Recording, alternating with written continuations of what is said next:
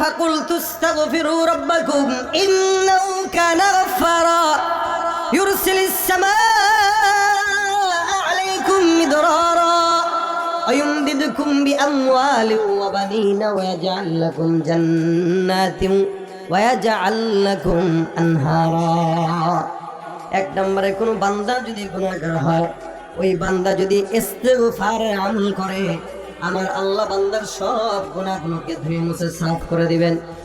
দুই নম্বর, যেই বান্দাদের আসমান থেকে বৃষ্টি হয় না, ওই বান্দারা যদি ইস্তিগফারের আমল করে, আল্লাহ পাক রব্বুল আলামিন আসমান থেকে বৃষ্টির ফয়সালা করে দিবেন। তিন নম্বরে, কারো যদি সম্পদ না হয়, ইস্তিগফার পড়ে আসমানের মালিক ওই বান্দার জন্য সম্পদের ব্যবস্থা করে দিবেন।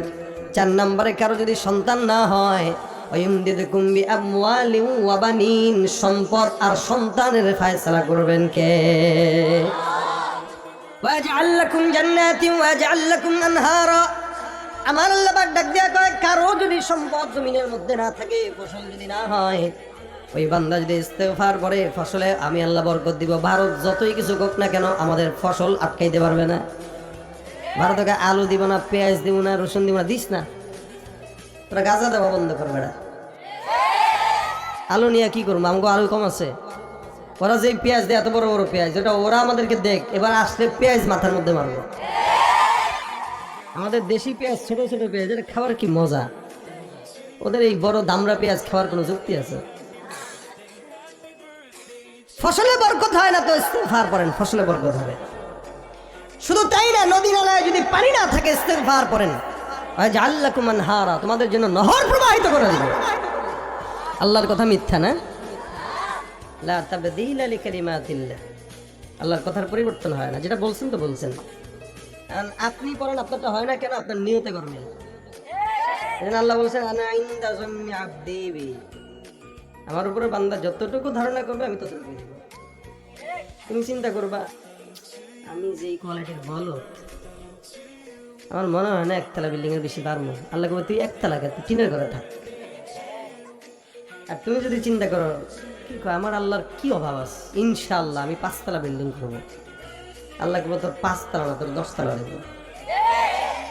তুমি চিন্তা করবা, আমি বোকা শোকা মানুষ, আমি কি আর ইফতা পড়তে পারবো? আমি কি মুফাসসির হইতে পারবো? তাফসীর পড়তে পারবো?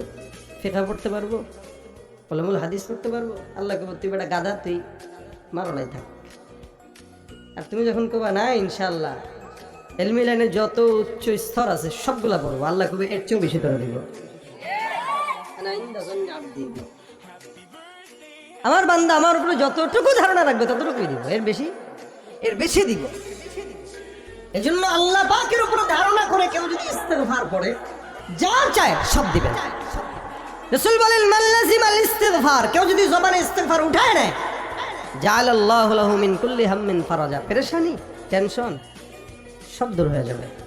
চাকরি হয় না, রাস্তা সংকীর্ণ থেকে প্রশস্ত হয়ে যাবে। রিজিক নাই, এমন জায়গা থেকে রিজিক আসবে কল্পনাও করতে পারবে না। আমল কি? আমিও বলতেছি, হাসান বসরি রহমতুল্লাহ মতো, আমি আমল দেই না, দিয়েছেন কে? আল্লাহ। এই জন্য ছাত্ররা, তালিবুল ইলমরা, মুরব্বীরা, যুবকেরা, স্কুলের ছেলেরা, বাসা বাড়িতে মা বোনরা আছে, তারা ঘরের ভিতরে আমলি মুহাসাবা হবে। বিবি তুমিও করবা, আমিও করবো। নবী করিম সাল্লাল্লাহু আলাইহি ওয়াসাল্লাম নিষ্পাপ নবী, শ্রেষ্ঠ মানব, এরপরেও রাসূল বলেন আমি প্রতিদিন 100 বার পড়তাম। নবী যদি 100 বার পড়ে, আমাদের তো 1 কোটি বার পড়া দরকার। আমরা পড়ি কয়বার? একবার না।